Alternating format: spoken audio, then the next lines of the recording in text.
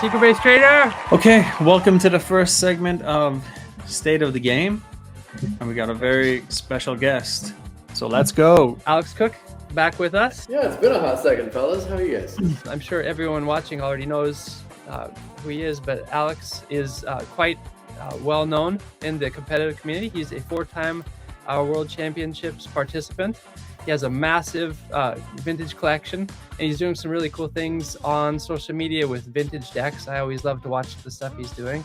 And he's actually playing like a maniac recently. He's doing really well competitively. No better person I would want on to talk about kind of the state of the game competitively right now. I appreciate it. I am a locals warrior, though. I haven't been to a regionals in a hot second. We've had a pretty decent run so far. I kind of like where the meta's at. I mean, I know, I should say I like it because I know where it's at. I don't know if I necessarily love it compared to other metas. But I saw some of the stuff you were posting about your deck list. You're not playing a lot of stuff from Mega thus far, are you? No, not a lot of people are. Well, Mega Evolution itself is a good set. Phantasmal Flames is not a good set. Okay. I was That's what we thought. From the start of this era, what do you think about the Mega Evolutions that set? Yeah, when they said that 3 prize Pokemon were coming back, I was very hesitant because the first 2 times they did it, it was not great. The tag teams are, outside of collecting, universally just hated by the competitive scene. And then the VMAXs were not well received at all either. It took a really long time for VMAXs to kind of like come around. And thus far, Megas have been somewhat tempered. Like they're not taking over like tag teams did and like VMAXs did. And that is primarily due to the fact that we have a lot of one-shotting Pokemon in the format and a lot of ways to take multiple prizes. And so Megas become more of a liability because they're 3 prize Pokemon, which is why in this last few regionals that have come up with me, Stuttgart, Sao Paulo, Las Vegas, Buenos Aires, all these recent big tournaments have been, the most played deck is a deck that can one-shot anything in your opponent's deck. So like the 3 prize Pokemon are just a liability at that point. Okay. Sounds like your impressions about Megas kind of for the broader player base, everyone kind of shares the same sentiment. For more or less, yeah. They just haven't, like 3 prize Pokemon are just not good for the game. Like ever, never have and never will be. Okay. I'll die on that hill. I think you talked about that on Discord a little bit. I saw some of the conversations you were having with people. Yeah. So what do you think it's going to take? I mean, at some point the regulation is going to turn over and everyone's going to kind of be compelled to do it. At what point do you see people begrudgingly get into it? When Goldango is no longer competitively viable. Oh, okay. The right now Goldango can just do whatever it wants because it's consistent. It can one-shot. It doesn't care about being disrupted. I don't think I'll go as far as to say it's the best deck, but it's the most played at all these tournaments. I think my wife would try to attack me if I tried at night to get away to play, and she's got 3 kids to take care of. But this is something we had come out back in September. The Mega Gengar, Mega Deontay starter sets. Yeah. Is there any viability in either of these? Was there anything that you liked from these or didn't? Yeah, the Mega Gengar and the toxicity that came out with it, people were touting as like the next big thing. But the really funny part is that like of all of the Megas I think it's in Phantasmal too, isn't it? Yeah, it is. Yeah. Of like all the Megas in Phantasmal, I think I saw somewhere that it was that and Heracross were the only ones that didn't make a day 2 at all. Oh no. Okay.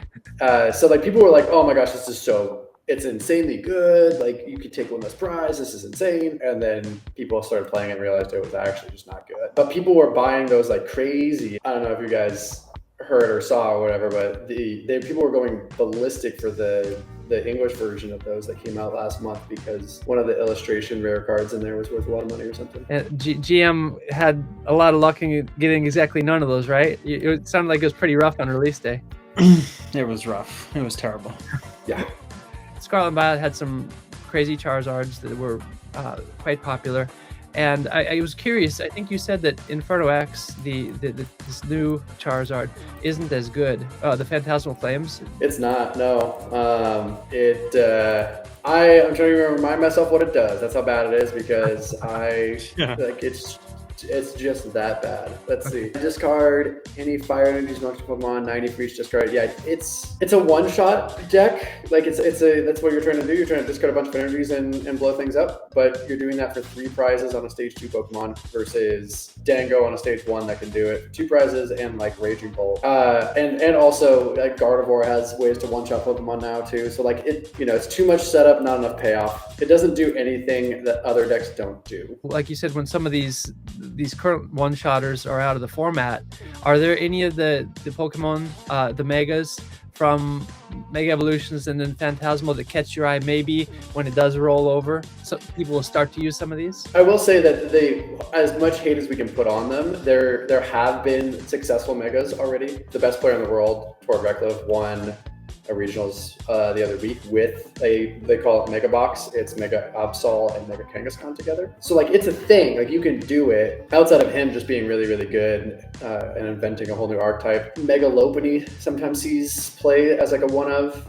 Mega Deontay has slotted itself into a one of into Gardevoir. Right now, that's about it. Like there's some people that are trying to really, really push Mega Manectric. But if you're looking at the best Mega right now, it's Mega Kangaskhan. For us in Japan, we just had our Mega Dream EX, kind of the big year-end set. But there is one more release coming this year. Always one more in Japan. They're just one after another. This month we have the Start Deck 100 set coming out. In Japan, we had the Mega Dream EX set come out. Are there any things from that? Of course, it's not out in the States or overseas at all. I think it's Mega Frostlass is the one that people are... Mega Frostlass and Mega Dragonite. Mega Dragonite is not good. People are going to force that and try to make it good. There's going to be people that play it and like win a cup with it and think it's the best thing ever. Mega Frostlass is one that people are concerned about just because it does a lot of damage for not a lot. There's like a combo with it. Forces your opponent to draw cards, and Mega Frostlass does more damage for every card in your opponent's hand. And so it's going to be another one-shot deck, but it's on a stage 1, so it's better. And it's only for 1 energy. So it's going to be in that same vein as Goldango. The problem is it gets hit by Goldango for weakness. So, not a whole lot of things to scream and shout about on the new set at all. Mega Halucha is terrible. Okay. Unfortunately. It's a cool Pokemon, but it's so bad.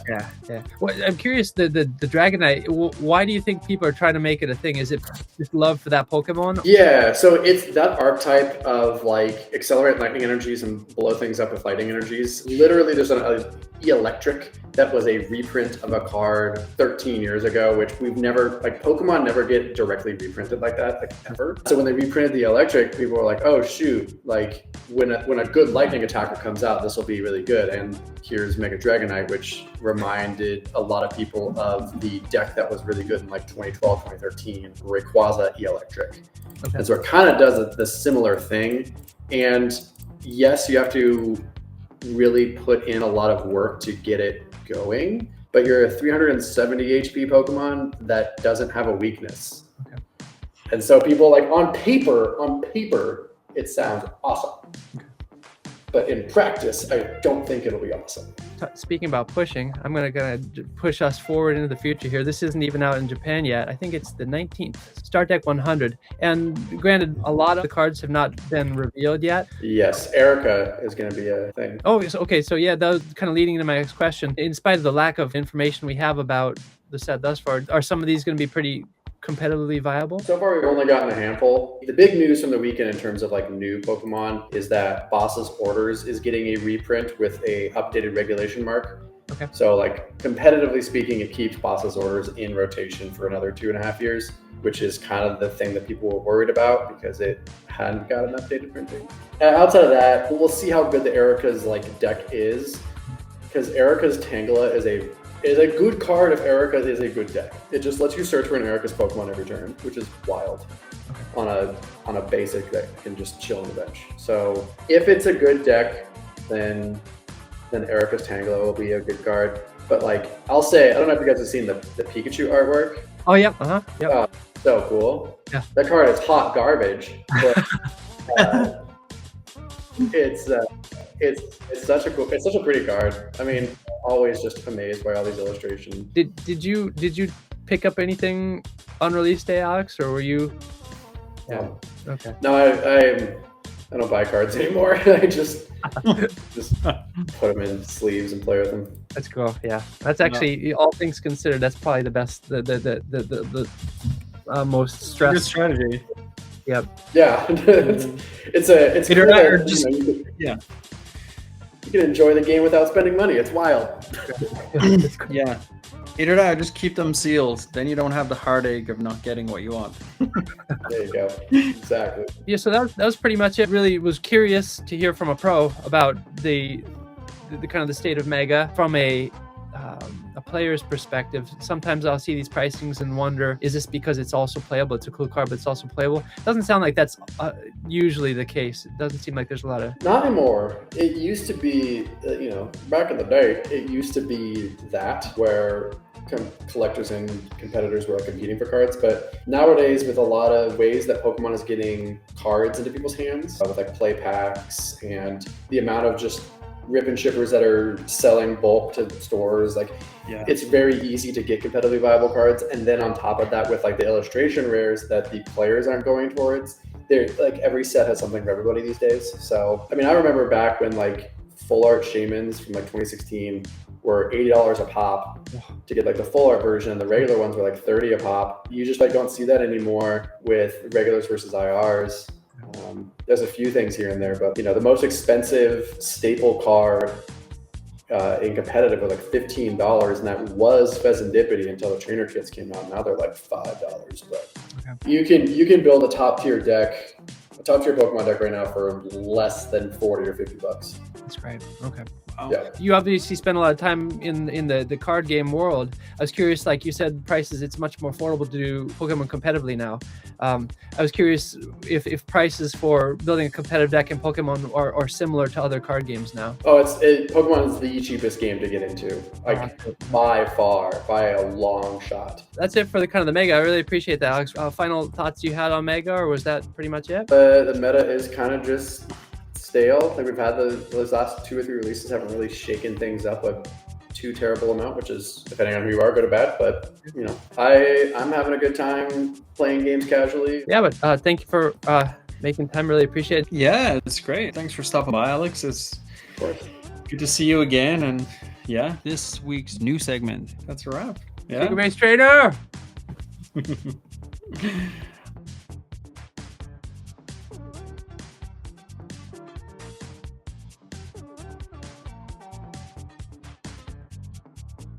And I know One Piece is spiking right now. Yeah. A lot of, I don't know if you guys have been seeing those. There's cards that are getting commas in prices just casual. Looks like some big boys went into One Piece within the past few months. So like everything has been pumping. It's wild. I gotta admit, Alex, I have absolutely zero interest in One Piece, but I am rooting for it to the ends of the earth. Because all the people who are in Pokemon more, because they seem there's some investment to be made, they're gonna go over to One Piece. So I'm over the moon. Yeah, One Piece. I'm rooting for you. Yeah, right. All you guys go over there, start ripping One Piece packs and make Pokemon cheaper for all of us. Yeah. Hey, I think on the channel we gotta start promoting One Piece. You guys, Pokemon's finished. Pokemon's over. Get to One Piece. Big thumbnail. Put some boxes behind you with a One Piece sticker on it. Oh yeah. Just load it up on Faces of One Piece.